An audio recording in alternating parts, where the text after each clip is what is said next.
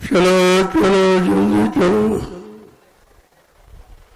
दौड़ के आओ प्रेमियों, सत्संग का समय हो गया। सब लोग सामने आके बैठो ताकि एक एक वचन आपकी समझ में आ जाए। सत्संग वचनों का असर प्रभाव सीधे मन पे पड़ता है, तब ये मन अपने गुनाहों को कबूल करता है कि मैंने कितना अच्छा किया, कितना बुरा किया, कितना पाप किया, कितना पुण्य किया, कितना शुभ किया, कितना अशुभ किया। वैसे शैतान मन किसी से मानने वाला नहीं है। इसने बड़े बड़े ऋषि मुनियों को, योगियों को, महर्षियों को, ब्रह्मचारियों को धराशायी कर दिया। ऐसा शैतान मन हमारे सबके अंदर रह रहा, लेकिन हमने आपने आज तक इसको न निकाल पाया है, न कंट्रोल नियंत्रण कर पाया, और ये मन बराबर मनमानी किया करता। इसकी जब जैसी इच्छा होती है, अपनी इच्छा की पूर्ति के लिए आपके शरीर को साथ में लेकर अगर काम की इच्छा हुई तो काम की इच्छा को पूरी करा लिया, क्रोध की इच्छा हुई तो क्रोध की इच्छा को पूरी करा लिया, लोभ मोह अहंकार की इच्छा हुई तो लोभ मोह अहंकार को पूरा करा लिया। और आप इस मन का कुछ नहीं कर सकते हो, और तुम्हारे अंदर बैठा है। सच्चा सूरवीर वही है जो अपने दुश्मन मन पर विजय प्राप्त करे। ये मार काट करना ये बहादुरी वीरता नहीं है, ये तो हिंसा और हत्या है।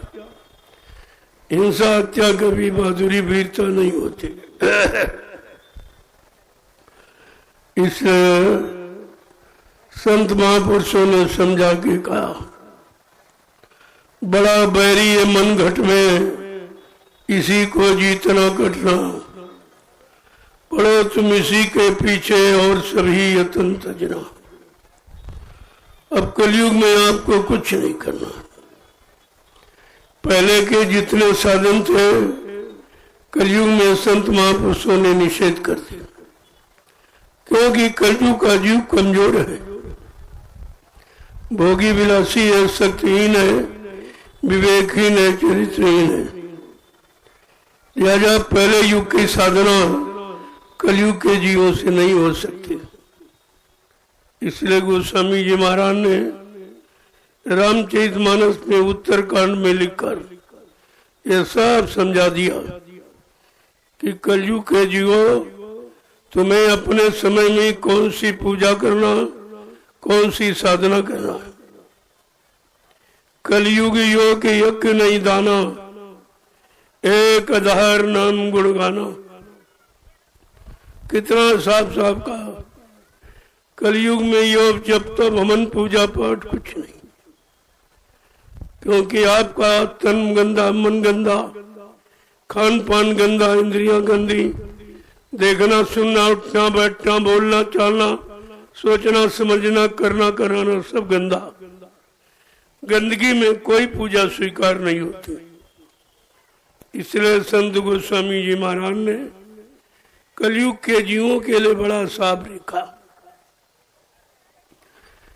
यही कलिकाल न साधन दूजा, मन क्रम वचन गुरु पद पूजा। इस कलयुग में दूसरी कोई साधन, कोई उपाय पूजा पूजा नहीं है, केवल अपने गुरु को मनसा वाचा कर्मणा उनके आदेश का पालन करना।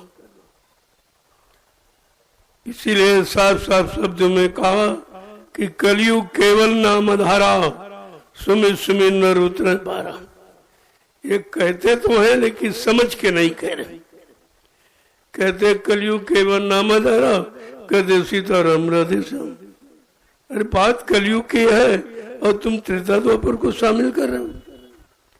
कलयुग में कौन सा ऐसा नाम, क्योंकि हर युग की ये परंपरा विधान है कि हर युग में नया पुरुष नए नाम को जगा के लाया और उसी नाम से उसने काम किया।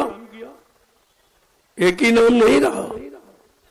सतयुग में हरि नाम, त्रेता में राम नाम, द्वापर में कृष्ण नाम। तो इसी तरह कलयुग का भी कोई नाम होना चाहिए। वो तो आपको किसी ने आज तक बताया नहीं, केवल संतों ने भेद खोला। सर्वप्रथम कबीरदास आए, उन्होंने साहब नाम जगाया। शिवदयाल सिंह महाराज ने राधा स्वामी नाम जगाया।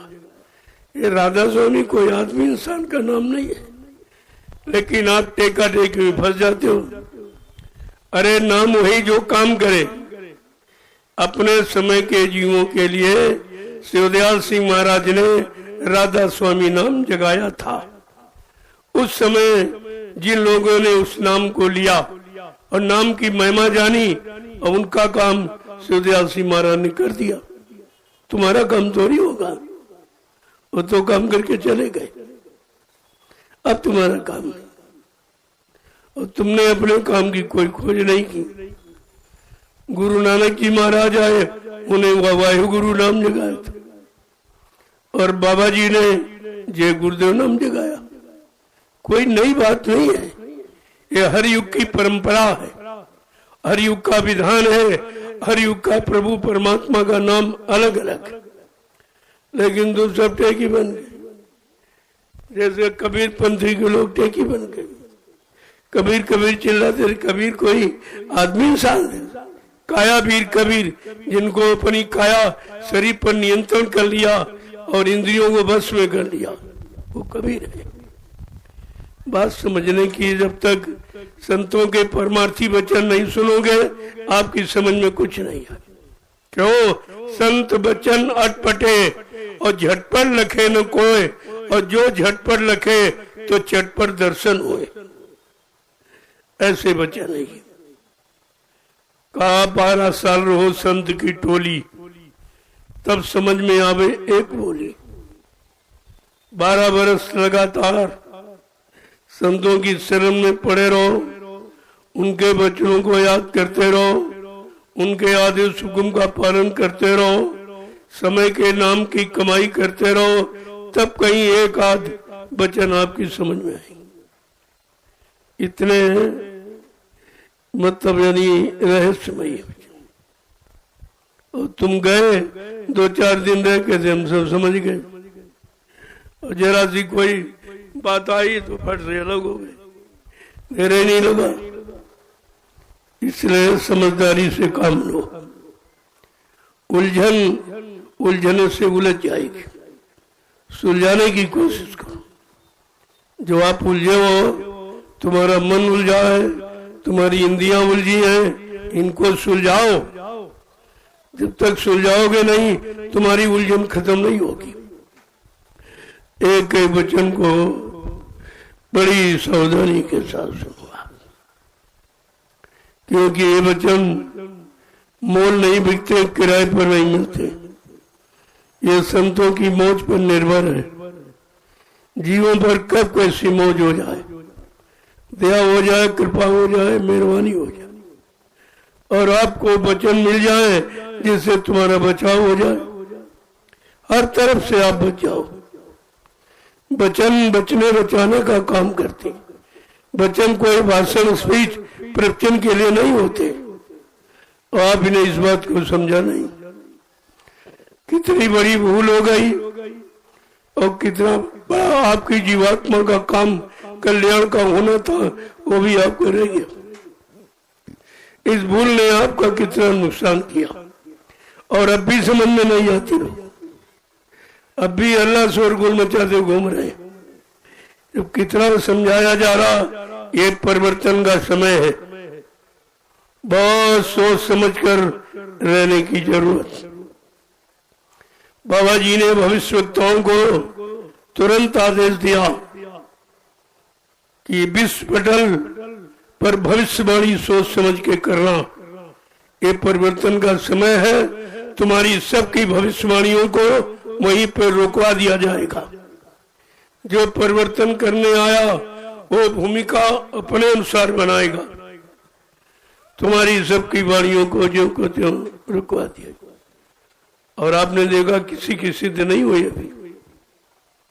महात्मा सूरदास ने भी कहा था, अरे मन धीजत क्यों न धरे, संबत 2000 के ऊपर ऐसा योग पड़े, पूरब पश्चिम उत्तर दक्षिण 34 काल फिरे, अकाल मृत्यु जगमाही व्यापे, प्रजा बहुत मरे। सब आपके सामने नजारा है। तब सूरदास ने भी कहा, प्रजा जब बहुत मरे सफाया हो जाएगा, तब सहस्र वर्ष लग सतयुग लागे, धर्म की बेल बढ़े। कहते हैं हरि की लीला टारे नहीं टरे। ये हरि की लीला है, टारे नहीं सकती। लेकिन सूरदास ने और भी कुछ कहा, काल चाल से वही बचे जो सतगुरु ध्यान धरे, रे मंदिर क्यों न धरे। अंत में उन्होंने कह दिया कि कलयुग की कठिन परिस्थितियों से अपने आप को वही बचा पाएगा जो समय के सदगुरु का ध्यान करेगा। यह सबको लिखा पढ़ी होते हुए भी आपकी शंकाएं नहीं जा रही, संदेह बोल ब्रह्म आपका कदम नहीं हो रहा, तो आपको विचार करना चाहिए। संत महापुरुषों की वचन वाणी संपूर्ण विश्व के लिए होती, एक मजे एक धर्म एक इंसान के लिए नहीं होती। वो देसी प्रदेशी नहीं, सर्वदेशी और सर्वहितैषी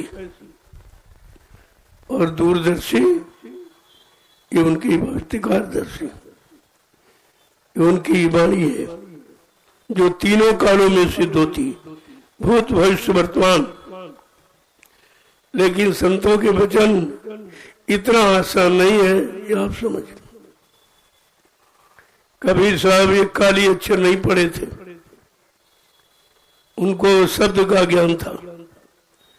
अक्षर ज्ञान तो भूल जाओगे जो पढ़ोगे, लेकिन शब्द कभी भुलाया नहीं जाता।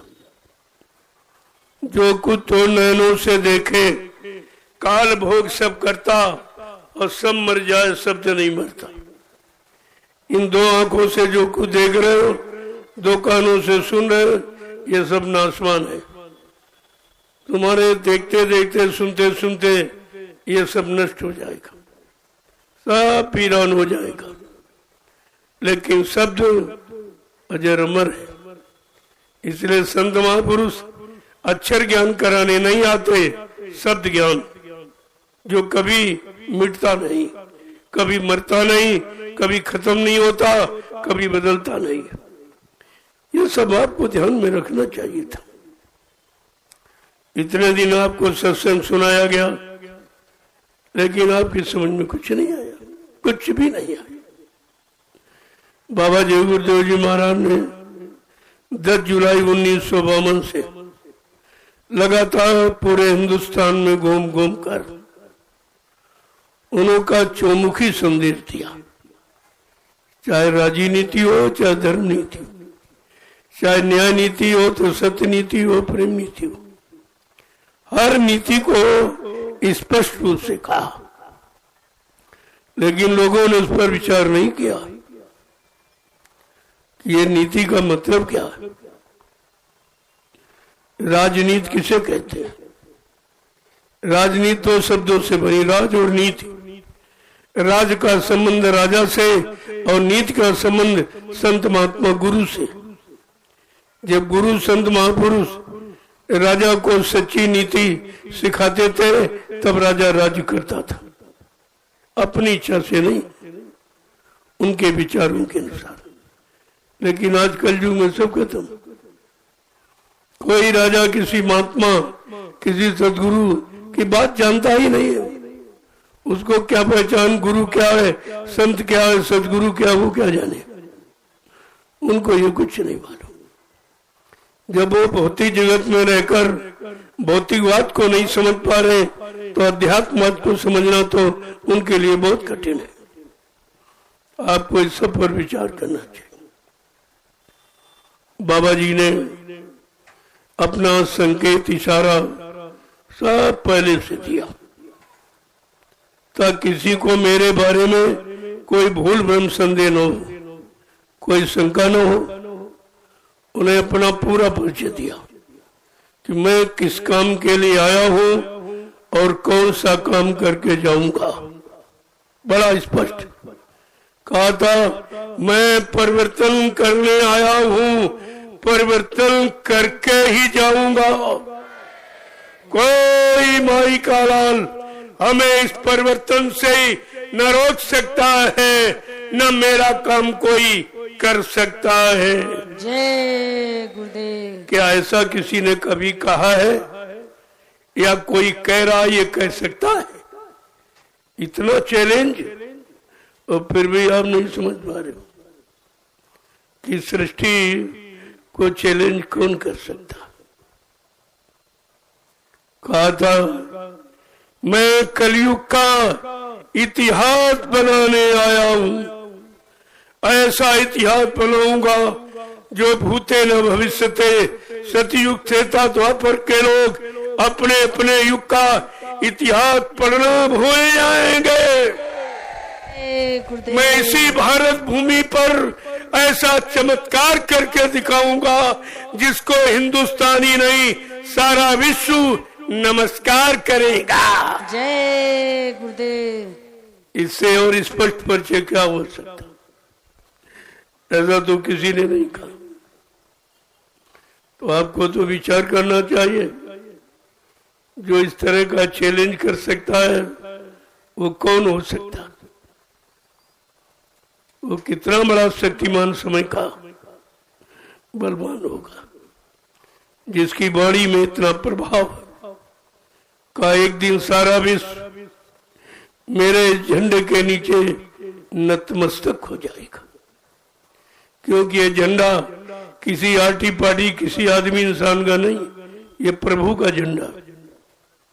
प्रभु के झंडे के नीचे एक दिन सारा विश्व नतमस्तक हो जाएगा, तब उसके सच्ची सुख शांति मिलेगी। बाकी जितने झंडे देख रहे हो अपने अपने स्वार्थ, लोभ, लालच और मान सम्मान अधिकार के झंडे, कुर्सी के झंडे, लेकिन झंडा प्रभु का है और प्रभु की सारी सत्ता है। तो तुम्हें सत्ताधारी की बात सुननी चाहिए, जिसकी ये सारी सत्ता, सारे लोग, मंडल मुकाम जिसके मुट्ठी में है, वो कौन है और वो इस भूमंडल पर क्यों आया है? क्या जरूरत पड़ गई जब लोग सबको भूल गए, ऋषि मुनियों को भूल गए, योगी योगेश्वरों को भूल गए और गुरु को भूल गए और संतों को भूल गए, सदगुरुओं को भूल गए। तब ये परम संत अनामी महाप्रभु मानव चोला धारण करके मृत्यु लोक मंडल पर अपनी इच्छा से आए। इनको किसी ने भेजा नहीं है, अपनी इच्छा से आए हैं और जो कहा है वो पूरा करके अपनी इच्छा से जाएंगे। कहा था, न मुझे कोई मार सकता, न मुझे कोई धोखा दे सकता, न मुझे कोई धन दौलत सामान से खरीद सकता। मैं अपना काम करने आया हूँ, काम करके ही जाऊंगा। अगर जरूरत पड़ी अपने काम को पूरा करने के लिए तो इसी शरीर में 400 वर्ष तक रहूंगा और काम करके ही जाऊंगा। जय गुरुदेव। आप भूल कैसे गए? गुरु के वचनों को भुलाने का परिणाम देखा, दर दर की ठोकरें खा रहे। अब तुम्हारी कोई सुनने वाला नहीं, कोई मदद करने वाला नहीं है, कोई बीमारी परेशानी से हटाने वाला नहीं है, कोई लड़ाई झगड़े से बचाने वाला नहीं है। ये सब क्या है? अरे कुछ तो विचार करना चाहिए, लेकिन समझ में आपके नहीं आ रहा। मैं तो रोज ही आपके सामने कहता हूं और कहता रहूंगा जब तक आपकी समझ में नहीं आएगा, क्योंकि ये वचन लागू होने वाले, ये ऐसे नहीं कहे जा रहे, कोई हवा में नहीं सुनाए जा रहे, ये लागू होंगे और जब तुम्हारे सामने लागू होंगे। और देख लेना, कहा था जिन लोगों ने भारत की कमाई, मजदूरों की, काश्तकारों की, छोटे कर्मचारी अधिकारियों की, छोटे व्यापारी दुकानदारों की, जो कमाई लूटकर विदेशी बैंकों में भर रखे। कहा भी तो मैं कहता हूं ले आओ, अच्छी बात है। तुम ये समझते हो कोई जानता नहीं है, महात्माओं से तुम बच नहीं सकते। उनके पास ऐसा कैमरा है, वो सब तुम्हारा देख रहे हैं। कहा था ले आओ, तुम्हारे लिए अच्छा होगा, तुम्हारा नाम हो जाएगा। अगर तुम नहीं ला सकोगे तो मैंने तो प्रतिज्ञा की है कि मैं इस विदेशी बैंकों में जो धन जमा भारत की कमाई का, वो किसी की नहीं है, भारत की कमाई, जिसका भारत के लोगों को ब्याज तक नहीं मिलता। पूंजी तो छोड़ दीजिए, ब्याज तक का उपयोग नहीं कर पा रहे। कहा था मैं समय से लाऊंगा, मेरे पास योजना है, मेरे पास भूमिका व्यवस्था है, मैं समय से लाऊंगा और सारा पैसा देश सेवा में लगा दूंगा और सतयुग तुम्हारे सामने खड़ा दिखाई देगा। अरे सतयुग कोई आदमी नहीं है जो बाबा जी पकड़ के ले आएंगे। सतयुग माने व्यवस्था, बात व्यवस्था की है।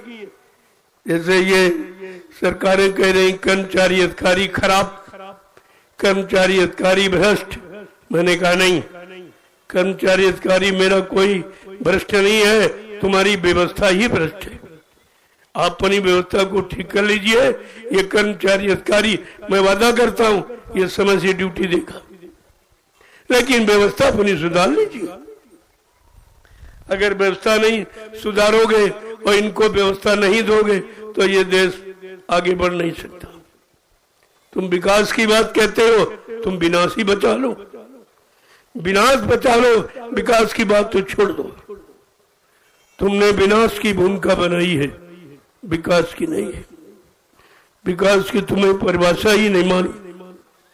विकास कैसे होता है और किस नीति रीति से होता है, इनको तो उसका पता ही नहीं है। ये भ्रष्ट नीति, ये कूटनीति, ये झूठ नीति, ये दगे की नीति, वादा खिलाफी की नीति, ये विकास करेगी? अरे तुमको भी परमात्मा ने बुद्धि दी है, ये विकास की नीति है कि विनाश की नीति? इसलिए इशारे में सब कुछ समझ, धीरे धीरे सब आपके सामने हुआ जा रहा, देखते रहिए। नहीं समझ पाओ तो देखते रहिए भाई, और समझना तो पड़ेगा। कब तक मार खाओगे? मार खाने की भी एक सीमा है, तब तक आप मार खाओगे। लेकिन जब तुम्हारा सब कुछ समाप्त हो जाएगा उस समय तुम क्या करोगे? अभी तो बच सकता है, अगर जाग जाओ तो अभी समाज, परिवार, देश बच सकता है, और नहीं माने तो विनाश तो निश्चित है, उसे कोई नहीं बचा सकता। अगर संत महापुरुषों की बात न मानी तो तुम्हारे हाथ विनाश ही लगेगा और कुछ नहीं।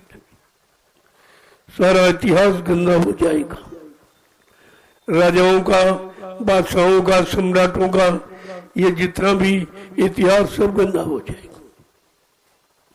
लेकिन बात इनकी समझ में नहीं आती। मैं 12 वर्ष से लगातार पूरे हिंदुस्तान में यही राष्ट्रीय मंच यानी लगाकर सबको जानकारी दे रहा हूं, सबको, देश और समाज, परिवार के बारे में, लेकिन कुछ नहीं। ये तो सुनने को तैयार भी नहीं। ये महात्माओं की बात इनको जहर सी लगती, बिल्कुल सुनने को तैयार नहीं।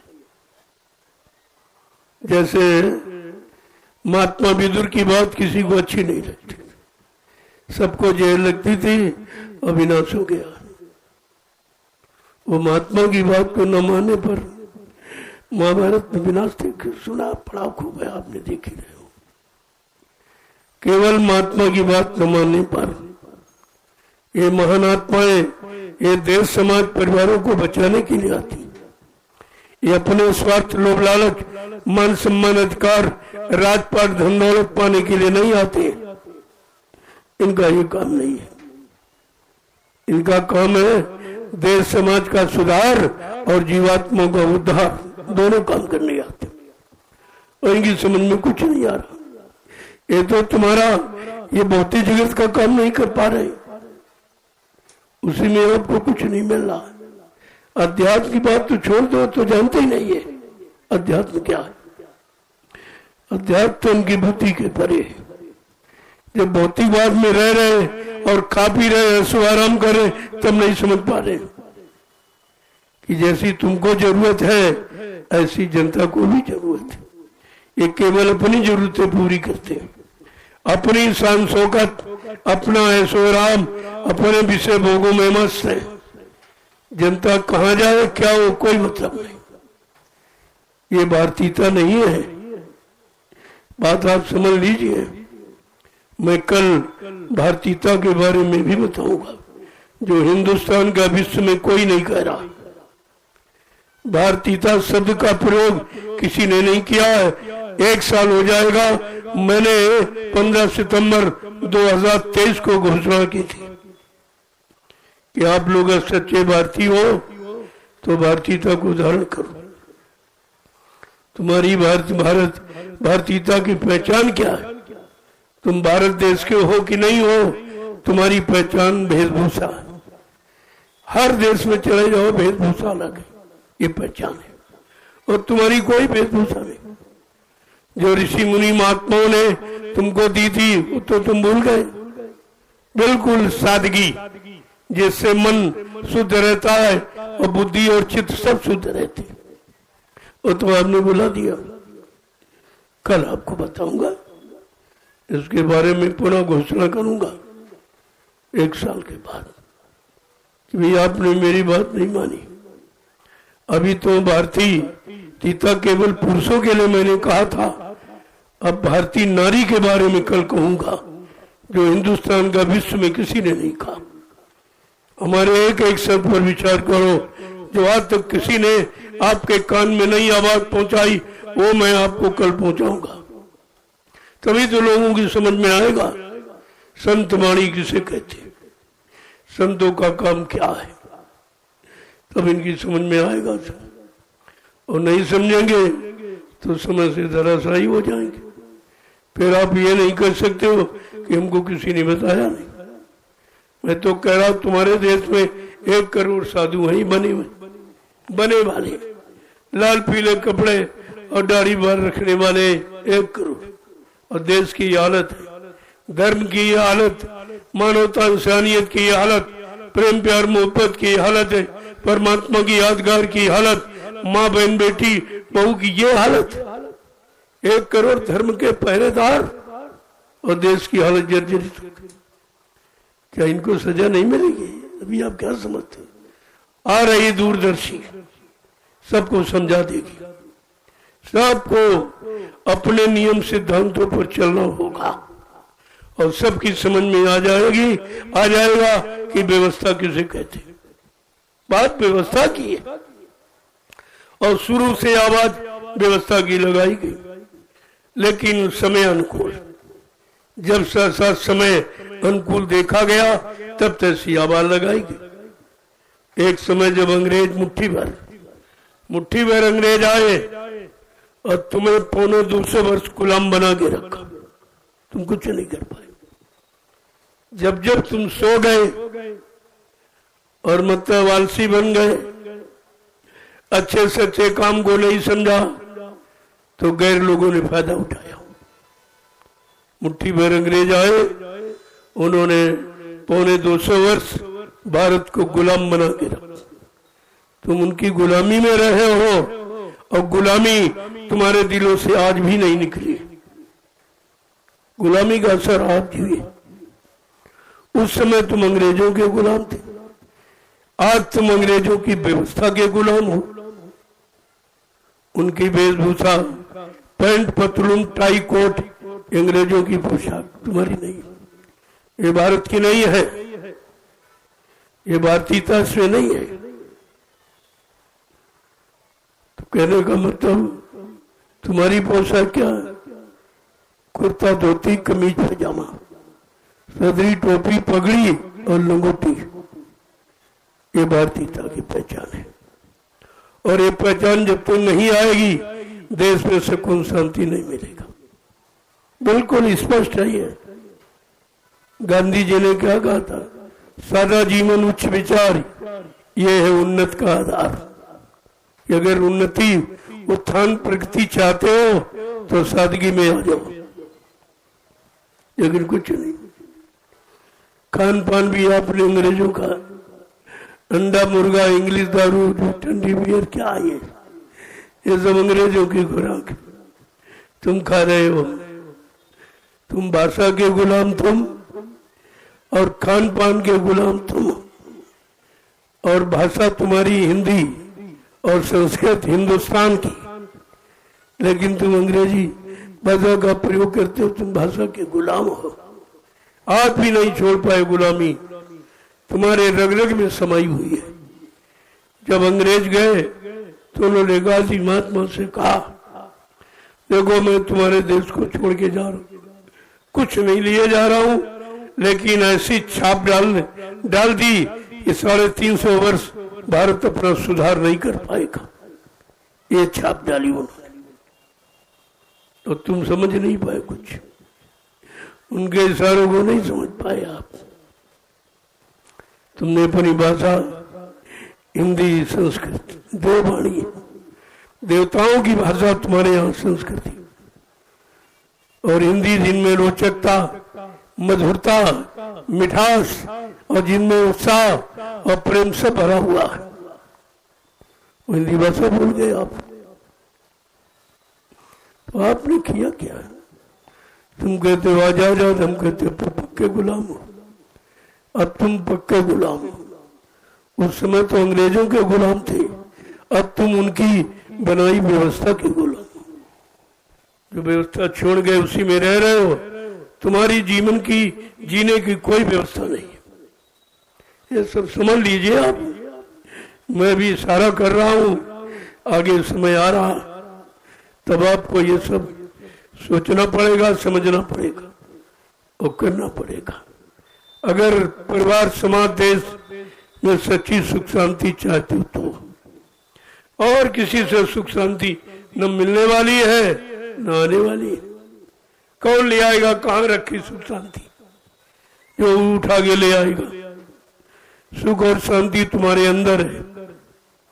पहले अपने अंदर झांक के देखो कि सुख शांति हमारे अंदर से क्यों जा रही है, कि हम गंदगी के आदी हो गए। गंदा खान पान करके, यानी आहार करके अपने विचारों को गंदा कर लिया, और विचार गंदे हो गए तब आपकी सोच गंदी हो गई।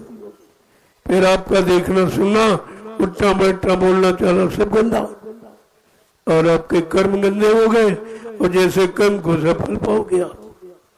अब फल आपको मिल रहा है, ये बीमारी, वो परेशानी, ये लड़ाई झगड़ा, मतलब ये सब तरह की। तो बात समझ में आ जाएगी। थोड़ा और समय निकलने दो, और परेशानियां बढ़ने दो, और बीमारियां बढ़ने दो, तब तुम्हारी समझ में आएगा। तुम अच्छाई सच्चाई को समझना ही नहीं चाहते हो। महात्मा तो चाहते हैं कि सब बच जाए, तुम बचाओ, तुम्हारी आल औलाद बच जाए, तुम्हारा परिवार, तुम्हारा सामान, ये सब बच जाए, लेकिन तुम उनकी बातें नहीं सुनते हो। उनकी बात तुम्हारी समझ में नहीं आ रही, बेफालतू का शोरगुल मचाते हो। इससे जो होने वाला नहीं वो बात कहते हो। अरे जो होने की वो कहो, अब होनी तुमको मालूम नहीं है कि आगे क्या होने जा रहा, कौन सी व्यवस्था बनने जा रही है, कैसा परिवर्तन होने जा रहा, वो तो तुम्हें मालूम नहीं है। आइडिया, अंदाज कभी परिवर्तन को पूरा पूरा नहीं दर्शा सकता। तो विचार करो। आज सत्संग का दूसरा दिन है। आज प्रेमियों की संख्या, ये देखिए आप, ये कुशीनगर है, होना चाहिए खुशी नगर, और है बेचारा दुखी नगर। ये खुशी नगर नहीं रहा, दुखी नगर। इसको खुशी नगर में बदलना है। बात तो असली है, वो काम होना, वो नीति की स्थापना करनी है, जो ये दुखी नगर सुखी नगर हो जाए, बदल जाए। परिवर्तन ये होना है। ये इतना बड़ा जन्म तय गए आप, कहीं किसी के पास नहीं, जबकि लोग किराया भाड़ा खर्च करते, सरकारी वाहनों का प्रयोग करते, सब कुछ बांटते, लेकिन फिर भी इंसान कभी खरीदे नहीं जाते। ये बात ये भूल गए, इंसान और इंसानियत ये कभी खरीदी नहीं जाती, और इन बेचारों को कुछ नहीं मालूम। ये आपके सामने देख लीजिए, इनसे पूछो तुम किस लिए आए हो, तो कहेंगे हम दुखी हैं, अपना दुख दर्द सुनाने आए। और किसी को सुनाएंगे तो बगैर पैसे सुनेगा नहीं, पहले तो फीस मांगेगा, 1000 रुपए 500 फीस दो, फिर तो तब तुम्हारी मुसीबत सुनेगा। ये भारत देश की महिमा देखिए आप, और इस दरबार में सबकी सुनवाई होती, सुनवाई नहीं, सबकी आशाओं को पूरा किया जाता। बशर्ते एक बात की आप प्रतिज्ञा ले लो तो तुम्हारा सब ठीक हो जाएगा, आप सब परिवार शाकाहारी हो जाओ। श्री विवेकानंद, देखो आपको क्या मिलता है। और शाकाहारी बनने में कोई खर्चा नहीं, बल्कि खर्चे कम हो जाएंगे। जो आप मांस है, मुर्गा, अंडा, दारू में जो खराब करते वो पैसा बच जाए आपका, वो बाल बच्चों की पढ़ाई लिखाई में काम आवे, शादी ब्याह में काम आवे, घर मकान बनाने में काम आवे। महात्मा सब तरफ से तुम्हारी मदद करना चाहते, और तुम उनकी बातें नहीं सुनते। जो तुम्हारी हित की बात कह रहा उसकी बात समझते नहीं, जो अपना हित करते उनके पीछे दौड़ रहे हो। तुम्हें क्या मिले, क्या मिला? 70 साल की आजादी में आप जिनके पीछे दौड़े हो, जिनको चंदा, नोट, वोट और बुद्धि ये सब आपने दान कर दिया, क्या मिला आपको? मुसीबत के सिवा कुछ मिला? टैक्स बढ़े कि घटे, महंगाई घटी कि बढ़ी, बेरोजगारी घटी तो सब बढ़ गया। क्या इसीलिए आप चुनाव करते हो? चुनाव का मतलब क्या है? कि जिनको चुना जाए वो जनता के हित का काम चुने, जनता के हित का भले का।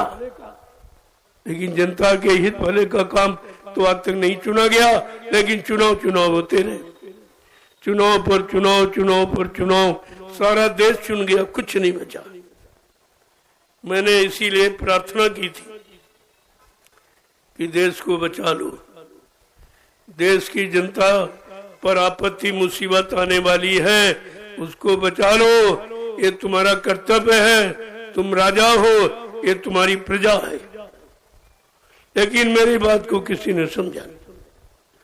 मैंने कहा देश की माली हालत इतनी अच्छी नहीं है, पहले से इतना कर्जा लाद रखा आप लोगों ने, जो भी आया जो भी बना कर्जा लेता रहा, कर्जा लाता रहा, और किसी ने उस कर्जे का ब्याज भी नहीं दिया। और चक्रवृद्धि लगा के कितना हो जाएगा, जरा विचार करो। पढ़े लिखे हो, लेकिन इस पर नहीं विचार कभी किया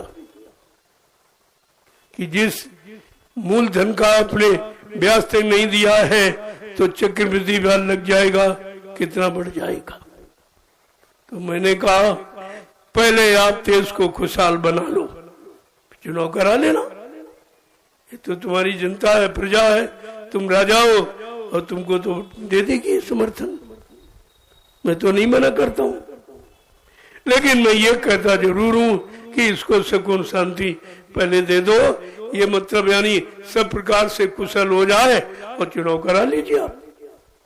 लेकिन एक भी बात नहीं मानी। मैंने कहा ये चुनाव 2024 का ये मतलब राजा और प्रजा दोनों के लिए अच्छा नहीं होगा। बात नहीं मानी। और आपको तो बताया नहीं इन लोगों ने आज तक कि एक पंचवर्षीय चुनाव का खर्चा कितना होता। ये भी चोरी की गई जनता के साथ। 70 अरब रुपए एक चुनाव का खर्चा। बताइए, इतना महंगा चुनाव, काम कुछ नहीं, सब काम अपना, अपनी व्यवस्था, अपनी शान शौकत, अपनी कुर्सी कैसे बचे, अपना पद कैसे बचे और कैसे सुरक्षित रहे, लेकिन जनता पार्टी मुझे कोई मतलब नहीं। जब वो इतना सोच रहा एक व्यक्ति, तुमको करोड़ों में हो, क्या परमात्मा ने तुमको बुद्धि नहीं दी है? नहीं सोच सकते हो, नहीं विचार सकते हो? जो तुम्हारा काम नहीं कर रहा, निरंतर धोखा दे रहा है, झूठी शपथ कसमें खा रहा, ईश्वर को साक्षी करके, जो ईश्वर को यानी नहीं मान रहा वो तुम्हें क्या मानेगा? जो भगवान को नहीं मान रहा वो इंसान को क्या मानेगा? आपको इस पर विचार करना चाहिए। कहना तो बहुत कुछ है, ये 70 साल का दुख 1 घंटे में बयान नहीं किया जा सकता, लेकिन इशारे में मैं जानकारी आपको सब देता हूँ, और ये कोई नहीं देगा, ये जानकारी कोई नहीं देता है। मैंने कहा अरे भाई, तुम सब लोग एक ही काम करना चाहते हो, देश को खुशहाल बनाना चाहते हो, तो इतनी पार्टियां क्यों बना डाली? काम सबका एक ही, उद्देश्य सबका एक ही, लक्ष्य सबका एक ही, तो इतनी पार्टियां क्या? इतनी दुकानें क्यों खोल दी? इतनी दुकानें खोलने मतलब जानते हो, हर दुकान अपनी आमदनी करना चाहती, तुम्हारे से कोई मतलब। और तुमको कभी दुकान पर, कभी दुकान पर, कभी दुकान पर। ये दुकानें तो अलग अलग है, लेकिन विक्रेता वही है जो पहले थे। इनमें कोई बदलाव नहीं, इनकी नीति में कोई बदलाव नहीं। तो तुम्हारा काम होगा तो कैसे होगा, इस पर तो आपको विचार करना ही होगा। मैं तो केवल अभी इशारा करता हूं। मैंने कहा 2024 का चुनाव टाल दीजिए, आपके लिए, आपकी प्रजा के लिए अच्छा होगा। मैं तो दोनों का लाभ चाहता हूं, लेकिन एक भी बात नहीं मानी और मुसीबत आके खड़ी हो गई। ये हर बार कहते हैं ये करेंगे, ये करेंगे, ये करेंगे। अब ये तक करेंगे कि तो तारीख निश्चित ही नहीं कि कब करेंगे, कहां से शुरुआत करेंगे, किस प्रांत से शुरुआत करेंगे काम की। अरे 70 साल में अगर काम की शुरुआत की गई होती तो सारा देश खुशहाल हो जाता। 70 साल का समय एक जीवन है। कलयुग में आदमी इतने दिन तो जिंदा रहता, इनमें तो कुछ हुआ नहीं। तो अब क्या उम्मीद करते हो आप? कुछ होगा? होने की बात तो छोड़ दो, सुख संपदा को कहे जान बचे बड़भाग। सुख समृद्धि की बात तो छोड़ दो, तुम्हारी जान बचाए वही बहुत है।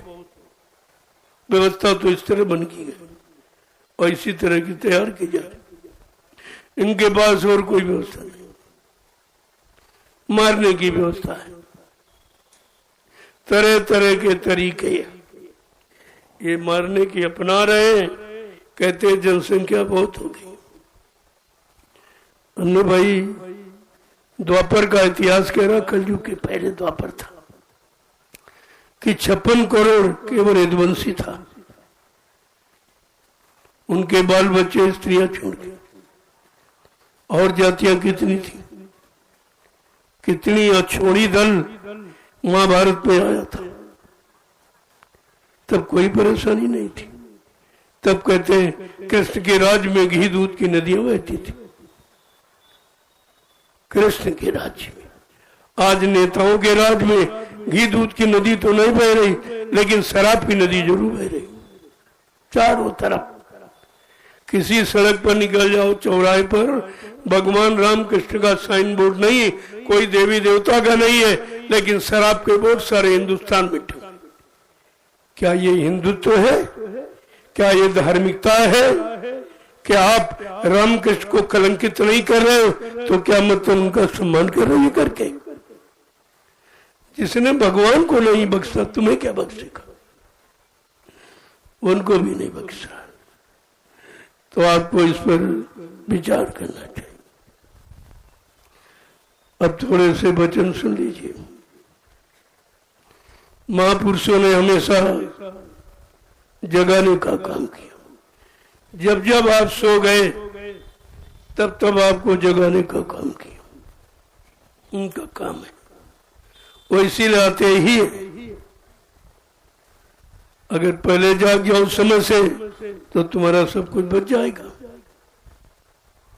अब भी आपके सामने आवाज दी जा रही कि नींद त्यागो जरा आँख खोलो, नींद त्यागो जरा आँख खोलो, नींद त्यागो जरा आँख खोलो, नींद त्यागो जरा आँख खोलो, कब तलक यूं ही सोते रहोगे, कब तलक यूं ही सोते रहोगे, पाप गठरी पटक तो जमी पर, पाप गठरी पटक दो जमी पर, कब तलक पाप ढोते रहोगे, कब तलक पाप ढोते रहोगे, रूप प्रभु का गुरु ने बनाया, रूप प्रभु का गुरु ने बनाया, रूप प्रभु का गुरु ने बनाया, रूप प्रभु का गुरु ने बनाया, जिसने समझा वही जान पाया, जिसने समझा वही जान पाया, ये है सत्य का ज्ञान ले लो, ये है सत्य का ज्ञान ले लो, कब तलक यूं ही रोते रहोगे, कब तलक यूं ही रोते रहोगे, बट रहा सत्य का ज्ञान ले लो, बट रहा सत्य का ज्ञान ले लो, वरना हरदम ही रोते रहोगे, वरना हरदम ही रोते रहोगे, नींद त्यागो जरा आँख खोलो, नींद त्यागो जरा आँख खोलो, कब तलक यूं ही सोते रहोगे, कब तलक यूं ही सोते रहोगे, पाप गठरी पटक तो जमी पर, पाप गठरी पटक दो जमी पर, कब तलक पाप ढोते रहोगे, कब तलक पाप ढोते रहोगे। ऐसा किसी ने नहीं कहा कि आप पाप गठरी सिर से उतार दीजिए, इतना सरल थोड़ी है। जिनको भगवान कहते हो त्रेता के राम, द्वापर के कृष्ण, उन्होंने भी ये नहीं कहा। श्री राम का इतिहास बता रहा कि उन्होंने तो अपने पिता को नहीं माफ किया था, राजा दशरथ को। अपराध क्या कि धोखे में भक्त श्रवण कुमार की हत्या हो गई।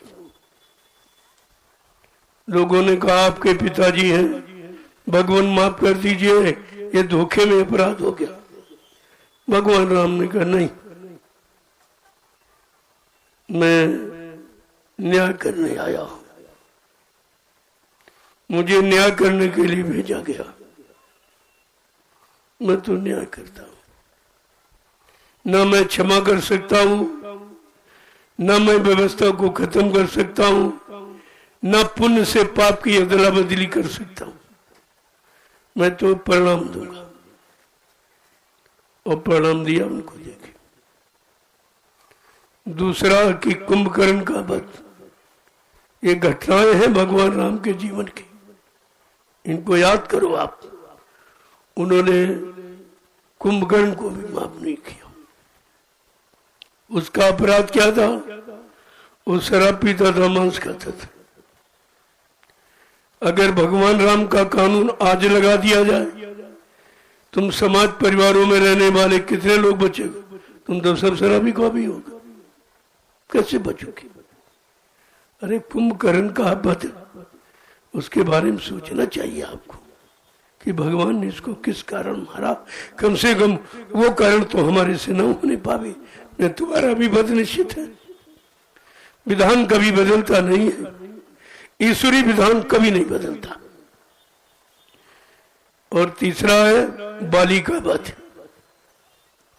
सुग्रीव को मित्र बना करके फिर बाली को संहारा क्यों? एक भाई को मित्र बना रहे, एक का वध कर रहे, लेकिन ऐसे नहीं, कानून बनाया, धारा बना दी, धारा लागू कर दी। कौन सी धारा?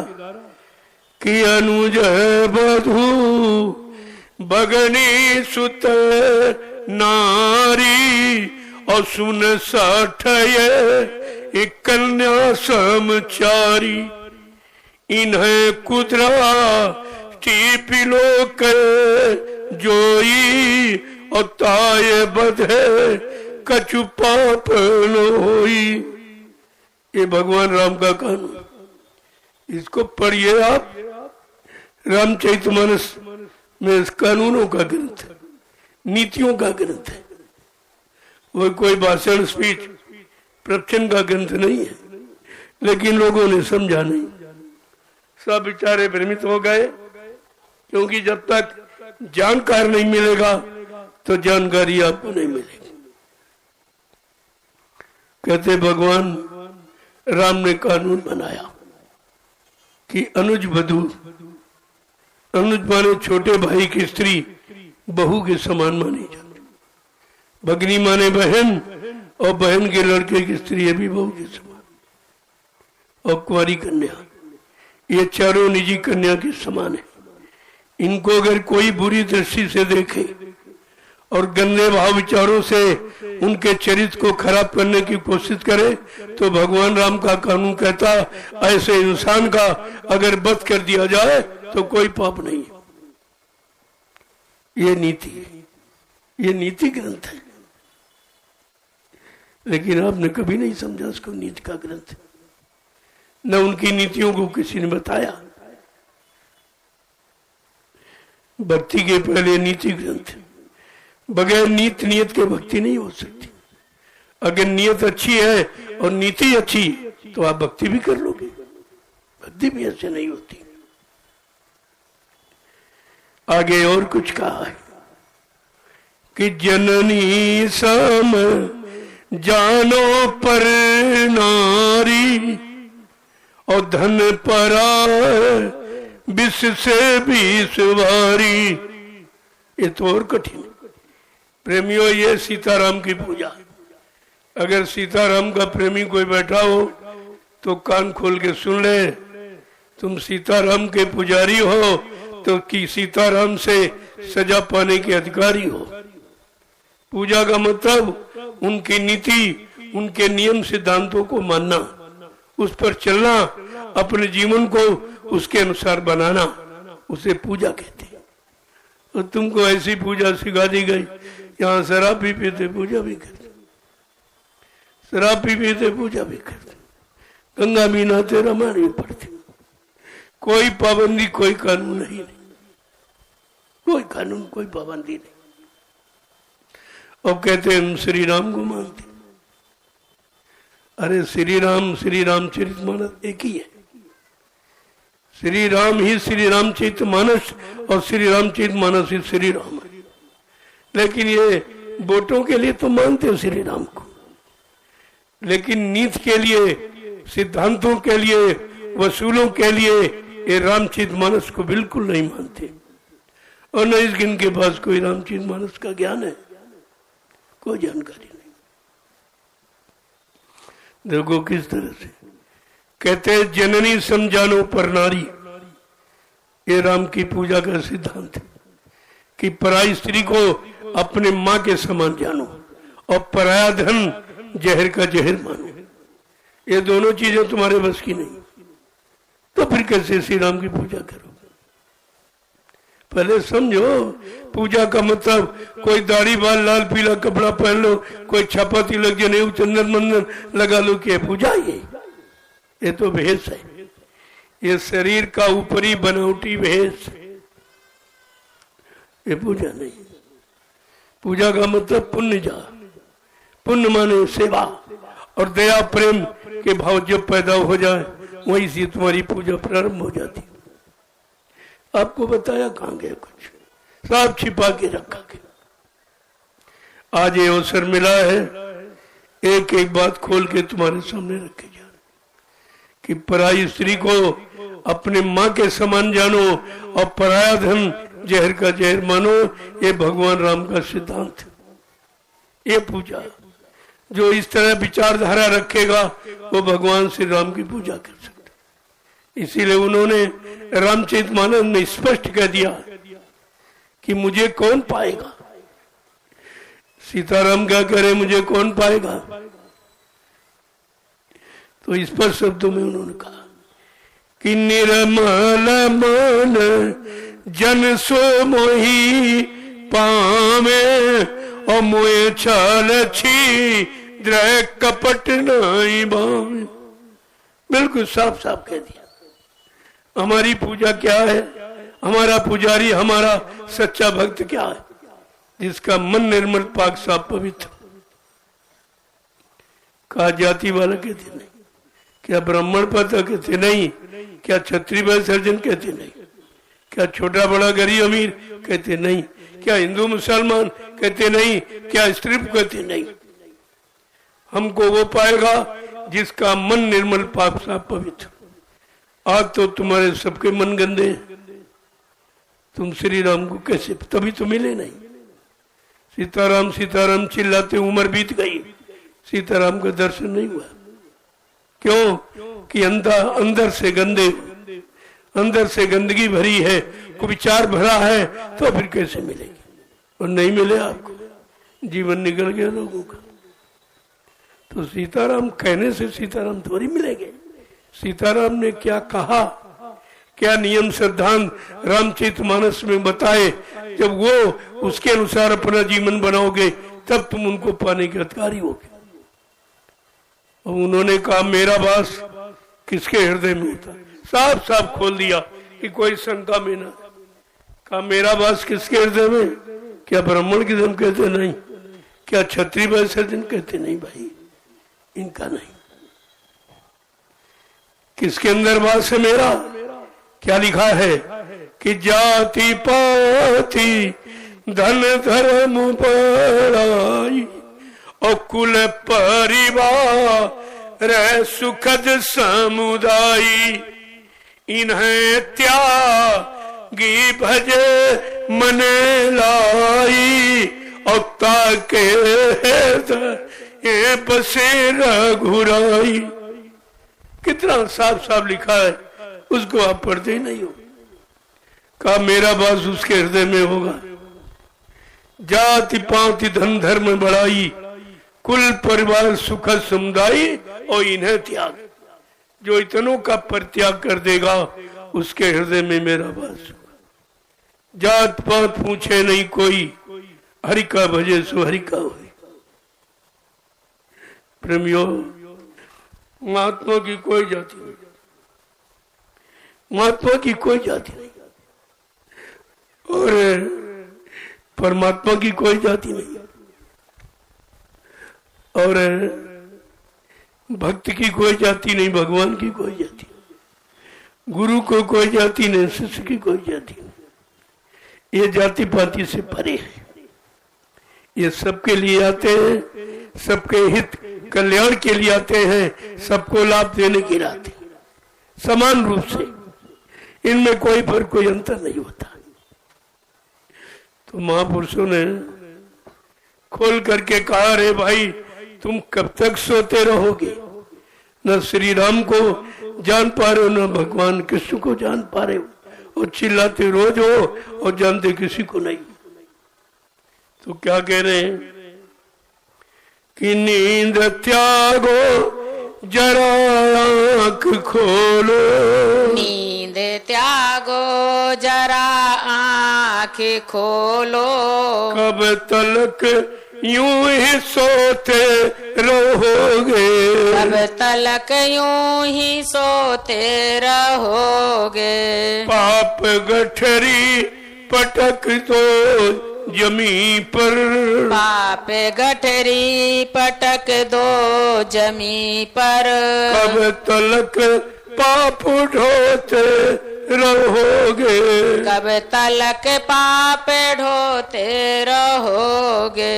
वेद प्रभु का गुरु ने बनाया, वेद प्रभु का गुरु ने दिया है। वेद प्रभु का गुरु ने दिया है, वेद प्रभु का गुरु ने दिया है। और जिसने समझा वो अपना लिया है, जिसने समझा वो अपना लिया है। देखो प्रभु प्राप्ति का रास्ता न ऋषि मुनियों ने दिया, न योगियों ने दिया, न ब्रह्मचारियों ने दिया, न अवतारी शक्तियों ने दिया। ये संतों की देन है, ये गुरुओं की देन है। उन्होंने भगवान से मिलने का रास्ता दिया। क्या कह रहे हैं कि वेद प्रभु का गुरु ने दिया है, वेद प्रभु का गुरु ने दिया है। और जिसने समझा वो अपना लिया है, जिसने समझा वो अपना लिया है। ये है मुक्ति का मार्ग ले लो, ये है मुक्ति का मार्ग ले लो, वरना आते ही जाते रहोगे, वरना आते ही जाते रहोगे। नींद त्यागो जरा आँख खोलो, नींद त्यागो जरा आँख खोलो। कब तलक यूं ही सोते रहोगे, कब तलक यूं ही सोते रहोगे। सतयुग का गुरु ने पीटा ढिंढोरा, सतयुग का गुरु ने पीटा ढिंढोरा। सतयुग का गुरु ने पीटा ढिंढोरा, सतयुग का गुरु ने पीटा ढिंढोरा। कलयुग जाने का कीना इशारा, कलयुग जाने का कीना इशारा। दुनिया वालों समझ लो इसे तुम, दुनिया वालों समझ ले इसे तुम। वक्त की मार खाते रहोगे, वक्त की मार खाते रहोगे। दुनिया वालों समझ लो इसे तुम, दुनिया वालों समझ लो इसे तुम। वक्त की मार खाते रहोगे, वक्त की मार खाते रहोगे। जिनको तुमने बनाया है अपना, जिसको अपना बनाया है तूने, जिनको अपना बनाया है तूने, जिनको अपना बनाया है तूने। कोई तुमको न अपना कहेंगे, कोई तुमको ना अपना कहेंगे। तुम हो चंद रोजा मुसाफिर, तुम हो चंद रोजा मुसाफिर। तुम हो चंद रोजा मुसाफिर, तुम हो चंद रोजा मुसाफिर। कोई रहने न देगा यहाँ पर, कोई रहने न देगा यहाँ पर। नींद त्यागो जरा आँख खोलो, नींद त्यागो जरा आँख खोलो। कब तलक यूं ही सोते रहोगे, कब तलक यूं ही सोते रहोगे। पाप गठरी पटक दो जमी पर, पापे गठरी पटक दो जमी पर, कब तलक पाप ही ढोते रहोगे, कब तलक पाप ढोते रहोगे। प्रेम से बोलो जय गुरुदेव। जय गुरुदेव। नाम किसका? प्रभु का। प्रभु का प्यारा नाम। जय गुरुदेव। सत्संगी प्रेमी जनों, ग्रामवासियों, धर्म प्रेमियों, यह समय बड़ा खराब है। खराब समय से बचने के लिए आपके पास कोई सामान नहीं है। जो अज्ञानता बस कहते हो कि मेरे पास रहने के लिए मकान है, खाने के लिए रोटी है, पहनने के लिए कपड़े हैं, सहयोग के लिए बाल बच्चे और व्यापार, पैसे के लिए खेती, दुकान, दफ्तर, बिजली, व्यापार, मजदूरी है। आपको ये नहीं मालूम, ये कुदरत के एक झटके में साफ हो जाएगा। कुदरत के एक झटके का भी सामान नहीं जो कह रहे हो मेरे पास। इसलिए समय बड़ा खराब है, बहुत खराब। ऐसा कभी नहीं आया। अगर आपने बात नहीं मानी तो फिर आपको पछताना। रहोगे तो पछताओगे, चले जाओ तो कोई बात नहीं, लेकिन बहुत बड़ी जनहानि होगी। 20-20 कोस पर कोई एक चिराग जलता नजर आएगा। इतने मकान खाली हो जाएंगे, कोई रहने वाला दिखाई नहीं देगा। आप 1-1 इंच जमीन पे झगड़ा कर रहे हो आज, और कल का समय इतना खराब है, इन मकानों में कोई रहने वाला नहीं। बड़े ध्यान से इस बात को सुनिए आप। इतना खराब समय होने वाला, और ये किसी को नहीं मालूम। वो तो संत महात्मा जो त्रिकालदर्शी, जिन्होंने अपनी जीवात्मा की दिव्य आंख तीसरे नेत्र को खोल लिया, वो भूत वर्तमान को अपनी जगह से बैठ के देख रहे हैं। इसलिए बताते हैं कि चेत जाओ, जाग जाओ। कहते हम जानते कि तुम धर्मात्मा, महात्मा, सच्चे ईमानदार त्यागी नहीं बन सकते हो, लेकिन तो कम से कम शाकाहारी बन जाओ, तब भी तुम्हारा बचाव हो सकता। कहते मैं कुदरत से तुम्हारे लिए प्रार्थना कर दूंगा अगर आप शाकाहारी हो गए। शाकाहारी भी नहीं बन में तुम जानो, तुम्हारा काम जानो। लेकिन कोई ये नहीं कर सकता हिंदुस्तान में कि हमको किसी ने बताया नहीं। मैं 12 वर्ष से लगातार जानकारी दे रहा हूं पूरे हिंदुस्तान में, और इसके बदले कुछ नहीं ले रहा, किसी से कोई इच्छा नहीं। जो बचाने आया है वो सामान की इच्छा नहीं रखता, उसके पास बचाने की चिंता। और लोगों को तुमसे सामान, दान दक्षिणा, रुपया, पैसा, धोती, रोटी, लंगोटी लेने की चिंता है। यहां तुम्हारे बचाने की चिंता। वो किस लिए कि ये मानव मंदिर बार बार नहीं मिलेगा। ये सच्चा मंदिर है, ये मनुष्य पंच भौतिक शरीर है, ऐसा मंदिर कहीं नहीं है। ये तो ईंट पत्थर का मंदिर आपने, ये इंसान ने बनाया, और ये आपका मनुष्य मंदिर ये भगवान ने बनाया। अब आपको विचार करना चाहिए कि भगवान अपने वाले में रहेगा कि तुम्हारे वाले में रहेगा। तुम्हारे वाले ईंट पत्थर मकान में कभी आया हो तो कोई बता दे, किसी ने देखा हो, किसी को मिला हो, बताए आप। इनमें न कभी आया है, न है, न कभी आएगा। ये उसके रहने का मकान नहीं है। उसके रहने का मकान आपका मनुष्य शरीर, जिसमें उसकी चेतन जीवात्मा विद्यमान है। ये मंदिर है, ये मंदिर है जिसमें परमात्मा की चेतन मूर्ति बैठी, और तुम नकली मूर्तियां खरीद कर वहां लगाते हो। वहां तो कुछ नहीं, कोई मूर्ति नहीं बोलेगी, कुछ नहीं कहेगी, ना आशीर्वाद देगी, न वरदान देगी, कुछ नहीं, कुछ भी नहीं। फिर भी तुम्हारी समझ में नहीं आ रहा। संत महात्मा सही सच्ची बात बताते कहते हैं आलोचना करते, कहते हैं महात्मा नास्तिक है। जो सच्चे आस्तिक है उनको नास्तिक बताते।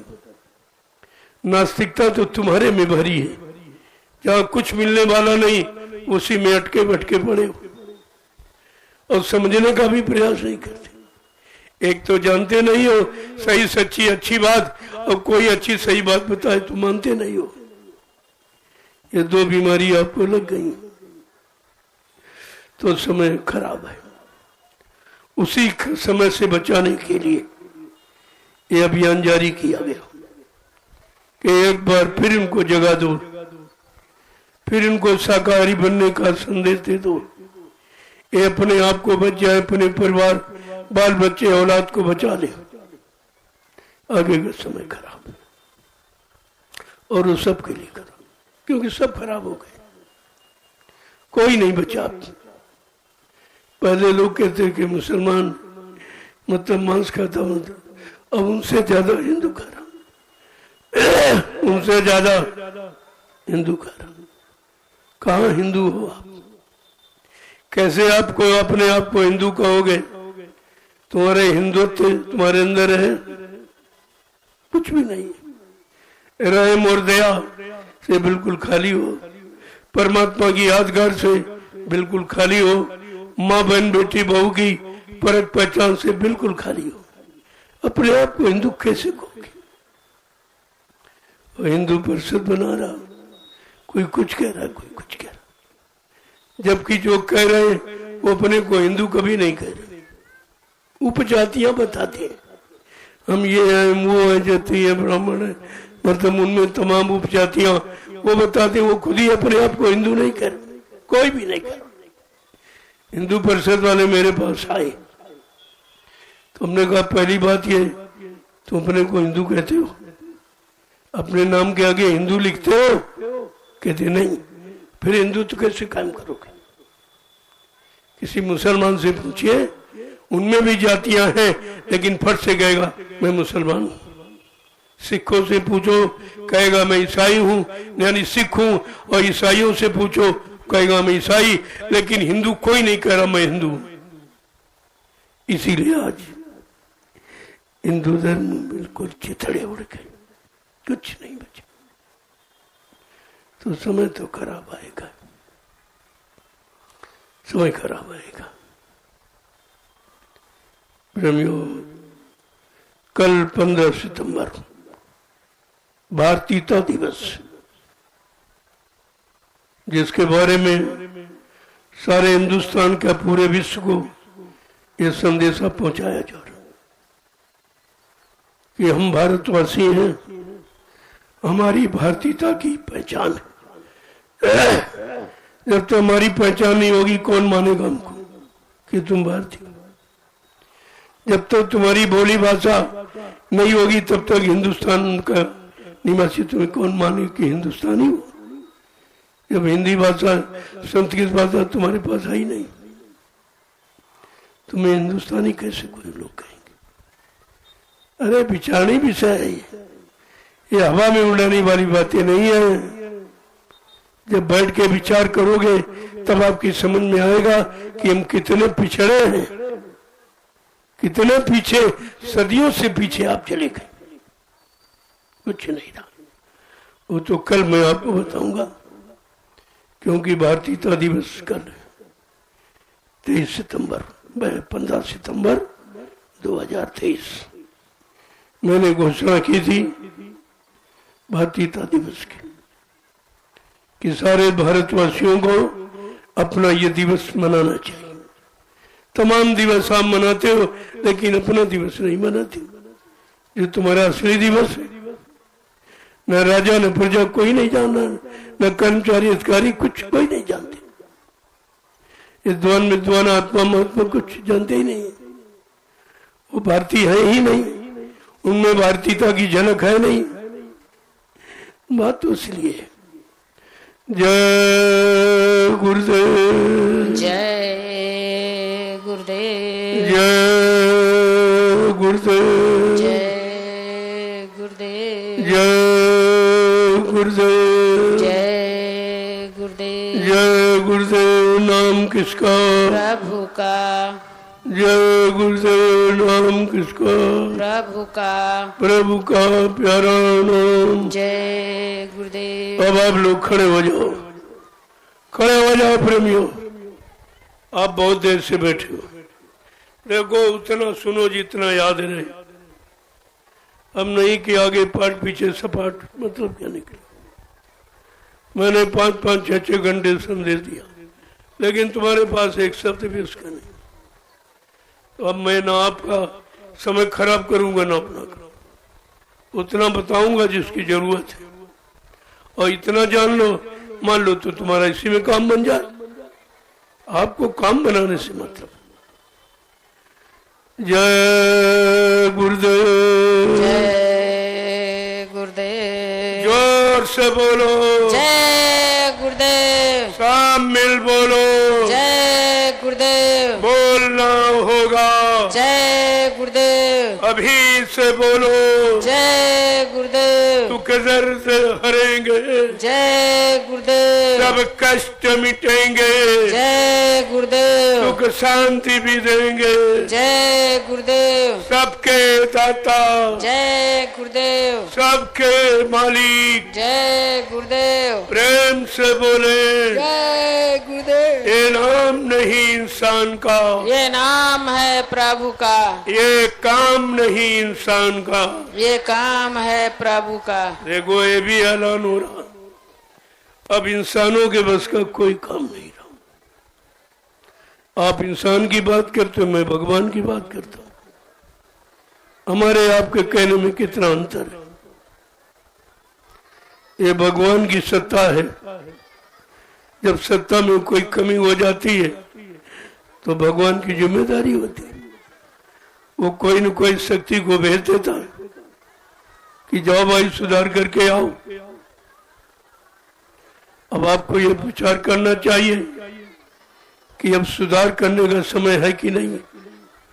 अब अत्याचार, अनाचार, पापाचार, भ्रष्टाचार, मांसाहार चरम सीमा को क्रॉस कर गया। इस समय परिवर्तन की जरूरत है। इस पर भी आपको विचार करना चाहिए। अब परिवर्तन की जरूरत है। और परिवर्तन सच्चे, अच्छे, ईमानदार, चरित्रमान, त्यागी, तपस्वी, शाकाहारी, सदाचारी, ब्रह्मचारियों से ये भारतीय धर्म देश का परिवर्तन हुआ। भारत देश एक धार्मिक देश है, ये मजहबी मुल्क है। इसमें परिवर्तन संत महात्मा फकीरों के द्वारा हुआ। अब कलयुग का परिवर्तन संत महात्मा फकीरों के द्वारा होगा। कि उस परिवर्तन की जरूरत अब नहीं है। मार काट हिंसा यानी खूनी क्रांति की आवश्यकता नहीं है। अब तो वैचारिक क्रांति की जरूरत है, क्योंकि कोई विदेशी नहीं है, सब स्वदेशी हो, सब अपने भाई हो, अपने देश में रहने वाले। तो हमें आपको वैचारिक क्रांति के द्वारा अपने अच्छे सच्चे भाव विचार, जो सबकी उन्नति, सबको सुख शांति देने वाले, सबका विकास करने वाले, उन वचनों की जरूरत है। और सबको वचनों से अवगत करा दो और सबको अच्छा बना। जैसे चोर डकैत को गोली मार दो, ये सुधार नहीं है। उसको मोड़ के साधु बना दो, ये सुधार। क्योंकि वो भी समाज में जीना चाहता, परिवार में रहना चाहता, लेकिन उसके सामने तमाम मजबूरियां खड़ी। कुछ तो मजबूरी बस खराब हो रहे हैं और कुछ एक दूसरे को देख के खराब हो रहे। लेकिन जब वैचारिक क्रांति शुरू हो जाएगी तो सबके अंदर भाव विचार बदल जाएंगे। हमारे देश का इतिहास कहता, वाल्मीकि जैसे कुख्यात डकैत को संतों की वैचारिक क्रांति ने बदल दिया। ऐसा वैसा नहीं, वाल्मीकि ब्रह्म समाना, ब्रह्म ज्ञानी बना दिया। ये भारत का आध्यात्मिक इतिहास है। ये आध्यात्मिक इतिहास है भारत का। बड़े बड़े चोर डकैत कतलियों को साधु बना देते महात्मा। तो उनके लिए कोई असंभव शब्द नहीं है। लेकिन धीरे धीरे सब आपके सामने लाके खड़ा कर दिया जाए। अभी आपको बताया जा रहा कि कोई ये न कहे कि हमको क्यों नहीं बताया, हम भी ठीक हो जाते। अगर ये बात थी तो हम भी सुधर जाते। इतना बड़ा लाभ मिल रहा है तो हम सब लोग सुधर जाते। इसीलिए आपको उस घटना के पहले जानकारी दी जाए। जो खराब घटना आगे आ रही है उससे बचाने के लिए आपको ये शिक्षा, तालीम, ये नीति आपको सिखाई जा रही। जय गुरुदेव। जय गुरुदेव। देखो बहुत बड़ी संख्या में ये मीडिया पत्रकार फेल हो जाएगा। गिन नहीं सकता कितने लोग और कितने अनुशासित। किसी नेता की भीड़ होती अब तक दुकानें लूट जाती, सब सड़कें जाम हो जाती, कोई निकल नहीं सकता, सब मार्ग एकदम अवरुद्ध हो जाते। लेकिन आप देख लीजिए जनमानस को। मैं सामने अनुशासन तुम्हारे सामने पेश कर रहा हूँ। ये अनुशासन, ये प्रेम है, ये श्रद्धा सेवा भाव है। वो देखिए इससे काम, ये काम कैसे हो रहा, वो भी हो जाएगा जब ये हो गया जो तुम्हारे बस का नहीं।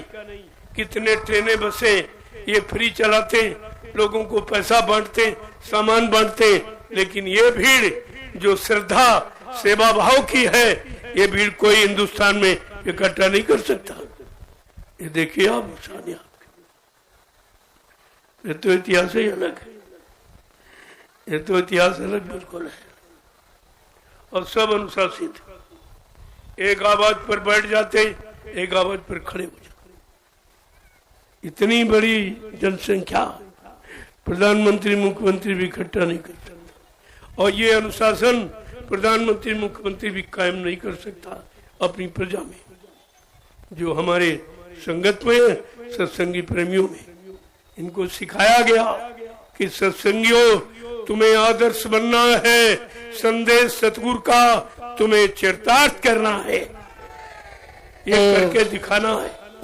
एक मिसाल पेश कर देनी कि अनुशासन किसे कहते हैं, प्रेम किसे कहते हैं, श्रद्धा सेवा भाव किसे कहते हैं, गुरु भक्ति किसे कहते हैं, ये दिखाना आपको। यही तो ये सामने है, नहीं किसी को समझ में आ रहा। अब ये पत्रकार मीडिया कहाँ सो रहा है? क्या ये जिम्मेदारी नहीं है? मैंने परमिशन दिया है, ऐसे नहीं बोल रहा हूँ। परमिशन यानी सूचना तुमको दी है और कर्मचारी अधिकारियों को कि मेरी खबर ये सबके पास पहुंचा दीजिए कि आज इस तरह का अनोखा संदेश जनहितकारी और सबके हित में होने जा रहा है। ऐसे थोड़ी आया परमिशन लेकर, ताकि कोई ये न कहे ये अनुशासनहीनता करते, ये नियम कानून नहीं मानते। मेरा ये मिशन जय गुरुदेव केवल कानून सिद्धांतों को मानता, बाकी कोई नहीं मानता। और इस तरह का किसी के पास जनमत नहीं है। मैं पूरे हिंदुस्तान नहीं विश्व की बात करता हूँ। इतना बड़ा जनमानस जन किसी के पास नहीं। अभी तो ये कुछ नहीं है। 45 करोड़ का गुरु परिवार है। अगर 45 करोड़ आ जाए तो कहीं जगह मिलेगी? जरा सोचिए आप। अभी तो इस जिले का आसपास के जिलों के लोग आए हुए, बाकी कोई सब प्रांतों के आ जाएं तो यहाँ जगह नहीं मिलेगी। वैसे कल भीड़ अनोखी होगी जो कभी आपने अपने आंखों से देखी नहीं होगी। भारतीयता दिवस मनाने के लिए हर भारतीय का कर्तव्य, यहाँ कोई जात पात की बात कोई नहीं था, कोई मतलब राष्ट्रीय और कोई इस तरह की राजनीति, कोई आरटी पार्टी की, कोई चंदा नोट बोर्ड की, ये बातें यहाँ नहीं होती। बल्कि तुम ये करके जो परेशान हो रहे हो, तुम्हारे परेशानी दूर करने के लिए मैं उनके बारे में कुछ कह देता हूँ कि अभी परेशानी से बच जाओ, इनका पीछा छोड़ो, उधर कुछ होने वाला नहीं। जय गुरुदेव। जय गुरुदेव। अब हर प्रेमी मिलना चाहता है और मैं भी सबसे मिलना चाहता हूँ कि ताकि ये न हो इतनी भारी भीड़ में मिले ही नहीं। ऐसा नहीं, चाहे इससे 10 गुना भीड़ आ जाए फिर भी मिलके ही उठूंगा मैं ऐसे उसे जाने वाला नहीं हूँ। यहाँ कोई डर भय थोड़ी है। डर तो उसको जिसने कुछ लिया हो और काम न किया हो। मैंने तो किसी से कुछ लिया ही नहीं, कभी भी 1 रुपया किसी से नहीं मांगा, ना आज मांगता हूँ ना आगे मांगूंगा। इसकी क्या जरूरत? हमारे गुरु ने मुझे मांगना नहीं सिखाया, भिखारी नहीं बनाया।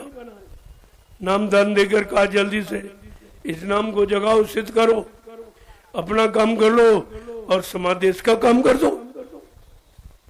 ये मानो जीवन का सच्चा फर्ज और कर्तव्य है।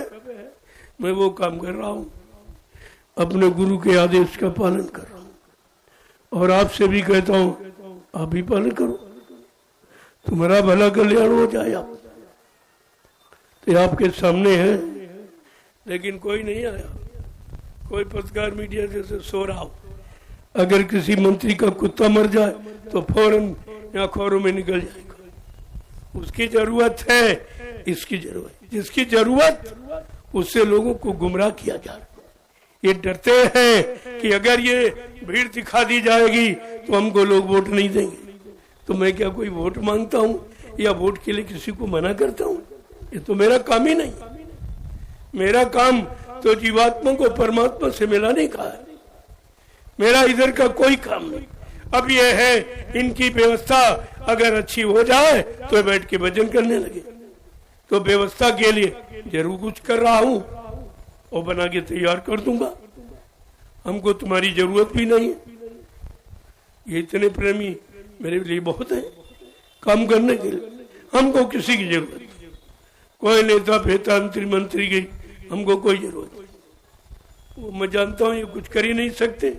अगर करने की क्षमता होती तो अब तक 70 साल में कुछ करके दिखा देते। मैं तो जान गया हूँ। मैं इनकी बात ही नहीं करना चाहता हूँ। इनकी बात मुंह से कहना शोभा नहीं देता। यहाँ तक इनका दर्शन करना अशुभ है, अशुभ। जो वादा करे पूरा न करे, ईश्वर की शपथ खाए कोई काम न करे, उसका चेहरा नहीं देखना चाहिए। जय गुरुदेव। जय गुरुदेव। अब आप लोग लाइन से खड़े हो जाओ। देखो कल 15 सितंबर ये लोग कुछ मनाते चले आ रहे। मुझे तो खुद नहीं मालूम मैं कहाँ पैदा हुआ, लेकिन अब ये जानते हैं इनको कुछ, इनको क्या खबर लग गई, क्या जान गए तो अपना मनाते हैं। लेकिन मेरा लक्ष्य कि ये सत्संग सुनाना, जीवात्माओं का कल्याण करना, समाज का सुधार मेरा एक ही कर्तव्य, एक ही संदेश।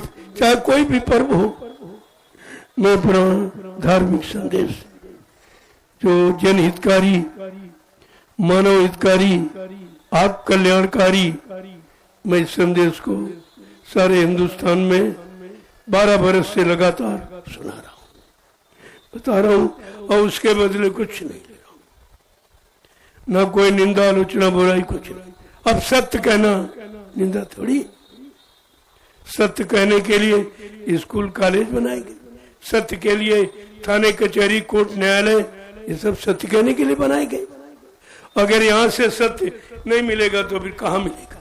और ये तो संतों का दरबार है, उनका मंच है, तो यहाँ से तो सत्य ही प्रकाशित होगा, सत्य बताया जाएगा। अब वो अच्छा बुरा आपको लगे तो आपकी बात है, लेकिन सत्य कभी बुरा न बुरा करने वाला होता ही नहीं। जय गुरुदेव। जय गुरुदेव। अब आप लोग लाइन से खड़े हो जाओ ताकि मैं आपका दर्शन कर लूं, आप सबको प्रणाम कर लूं, क्योंकि आप घर गृहस्थी परिवार छोड़ के आए। इतना तो त्याग आपने किया ही है। ऐसे कलयुग में ये आपका त्याग है, इसलिए ऐसे त्यागी का मैं प्रणाम करना चाहता हूँ, दर्शन करना चाहता हूँ, और ये प्रसाद देके आपको विदा करना है। ये इलायची दाना, रामदाना, ये महाप्रसाद है। वैसे तो खरीदा गया तब ये लाची दाना था, लेकिन इसमें दुआ दया भरी है जो आपका हर काम करेगा। और ये काम हिंदुस्तान में कोई नहीं करा सकता। लाची दाना से ये काम कोई नहीं करा सकता, और झंडे से ये काम कोई नहीं करा सकता।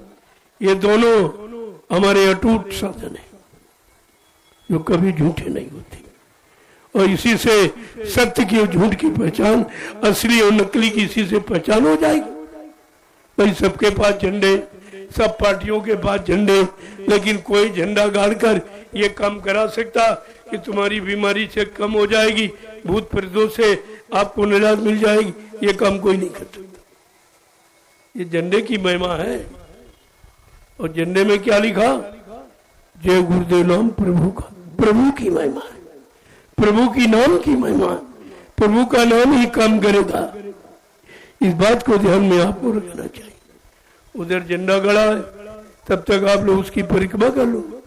सब लोग एक बार की तो नहीं मिल पाओगे, बहुत भीड़ है, और कुटी में इतनी जगह नहीं कि आपको बुला लेता वहां मिल लेता। इसलिए एक व्यवस्था ये मिलने की बना दी कि एक लाइन में महिलाएं, एक में पुरुष। ये हमारी भारतीय मर्यादा है, इसको बराबर ख्याल रखें। मैं आपके दर्शन करूं। जय गुरुदेव। जय। देखो असली प्रसाद तो ये है लाची दाना।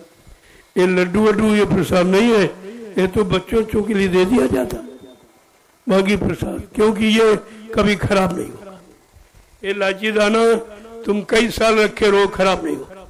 लड्डू ये 4 दिन में खराब हो जाए। इसलिए प्रसाद ये है, तो आप किसी बात की जिद मत किया करो, बच्चों के लिए दे दिया जाता है। जो प्रेमी अपनी सेवा भेजते हैं कि हमारी सेवा दे देना, तो मैंने कहा भाई चलो भाई उनके ये लड्डू दे देना, उनके बच्चों के लिए बता दो। जय गुरुदेव। जय गुरुदेव। अब आप लोग लाइन से खड़े हो जाओ, मैं आपका दर्शन करूंगा। इस बात का हमेशा ध्यान रखो, यहाँ पर जो भी किया जाएगा उसमें आपका लाभ भरा होगा। यहाँ से कोई अपने लाभ की बात नहीं कही जाएगी कि हमको कुछ दे दो, हमको हमें तो कुछ चाहिए, मैं क्या करूंगा। मेरे तो कोई बीवी बच्चा नहीं है जिसके लिए मैं ये रुपया पैसा इकट्ठा करूं, और जिसके लिए आपसे कोई चोरी करूं, छिपाव करूं, ये काम नहीं करता। हमारे लिए तो तुम ही सब कुछ हो, तुम्हें। यही हमारा परिवार है, ये सब खड़े, मैं इनका हूं, ये हमारे हैं, बस यही हमारा आपका रिश्ता है। और ये सबसे बड़ा रिश्ता है, जिम्मेवारी का रिश्ता है। तो इसलिए यहाँ कोई ऐसा काम नहीं होता, कोई दान दक्षिणा, रुपया पैसा, धोती रोटी लंगोटी, ये काम नहीं होता, ये नहीं काम होता। अब जो लोग स्वेच्छा से कहते नहीं नहीं हम कहीं जा नहीं सकते, आपके साथ चल नहीं सकते, तो हमारी कुछ गाड़ी कमाई अच्छे काम में लगा देना, वो प्रेमी देते। तो मैंने उनका नैमिषारण, जो 88,000 ऋषियों की तपोभूमि सीतापुर जिले में, मैं वहां तुम्हारा एक एक पाई लगा रहा हूं, चल के आप देख लीजिए कि आपका किस काम में लगा। पत्रकार मीडिया ने बड़ी मेरे विषय में बड़ी इंक्वायरी की, कुछ नहीं, हमने कहा कुछ ही नहीं निकलेगा। मेरा कोई बैंक बैलेंस खाता है नहीं, और मेरे नाम कोई 1 इंच जमीन है नहीं, और मेरे नाम कोई वाहन नहीं जो आप देखते हो। ये सब प्रेमियों का दिया हुआ, जो बेचारे कहीं नहीं जा सकते, व्यापार से, बिजनेस से, बड़े बड़े लोग जिनको फुर्सत नहीं मिलती, कहते भाई हमारा इसी तरह से प्रचार में लग जाएगा मेरी गाड़ी, तो हमें कुछ लाभ मिल जाएगा। उन्होंने दे दी। ये बंबई संगठन दी है, जो बड़ी जिससे मैं चलता हूँ। आप देखिए, मेरा कुछ नहीं, मेरे नाम कुछ भी नहीं। ऐसा व्यक्ति आपको हिंदुस्तान का विश्व में जोड़े नहीं मिलेगा, जिसको किसी चीज की जरूरत नहीं, किसी की। और ये कपड़े भी आप लोग देते हो तो पहन लेता हूँ, ये कपड़े भी मेरे नहीं। एक रोटी दोपहर एक शाम, 2 रोटी का खर्चा है, हर गरीब के घर में मिल जाए, ना कोई फल फूट मेवा, ना दूध घी, ना कोई पेड़े यानी मीठा, ये मैं प्रयोग नहीं करता। कोई घी तेल तला भोजन, एकदम सादा, उबली सब्जी, उबली दाल, और ज्यादातर नमक रोटी खाता हूँ। नमक ले लिया और रोटी ले, कोई मिर्च मसाला, कोई घी तेल तला, कुछ नहीं। और आप सोचो हमारा कुछ खर्चा नहीं, तो मैं लेके क्या करूँगा? जो आप देते हो उसको उधर परमार्थ में लगा देता हूँ, वो आपका नवी शरण में लगा हुआ है, चल के आप देख लो। यहाँ इस तरह की धोखाधड़ी का काम नहीं होता, जो है आपके सामने। जय गुरुदेव, जय गुरुदेव। अब चलिए आप लोग।